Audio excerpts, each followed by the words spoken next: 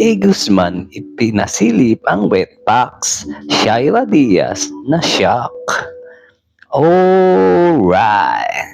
Nawindang ang madlang people sa ginawang pasilip ng kapuso aktor na si E.A. Guzman sa nagdaang fashion show ng kilalang apparel brand. Paano ba naman kasi ay bukod sa kanyang pabakat ay ibinandera din nito ang kanyang puwet. Sa video na kumakalat ngayon sa social media, makikitang nakasuot lamang si AE ng purple underwear at proud na rumampa, ngunit pagtalikod nito sa audience ay ibinaba niya ang underwear kaya naman na-sight ang kanyang wet packs. Agad na naghiyawan ang mga nanonood dahil sa nakakashock na ginawa ng aktor. Maging ang soon-to-be wife ni EA na si Shaira Diaz ay naloka sa ginawa ng magiging asawa. My gods, yung puwet ng asawa ko, alam na ng lahat itsura. Sus Ginoo, hindi ko talaga alam. I'm shocked, saad ni Shaira.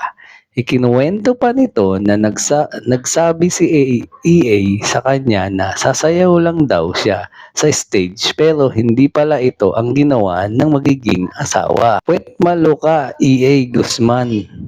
Lintik na yan. Sabi mo sa akin, sasayaw ka lang. Nagulat ako. Nagsigawan sa labas. Tanong ko pa sa FB, bakit nagtilian si EA ba yun? Ano ginagawa? Kwento ng TV host actress. Kaya naman pagbalik daw ng stage ay tinanong niya ang fiancé kung ano ang ginawa nito at bakit nagtilian ang mga tao.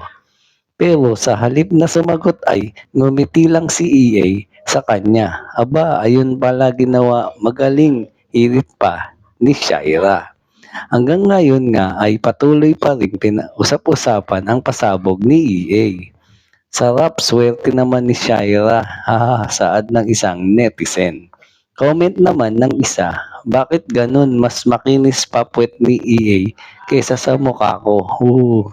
Wala na, Shaira, nakita na namin, say naman ng isa. At yan ang totoo. Alright! Thank you for watching po. Follow for more videos. Salamat!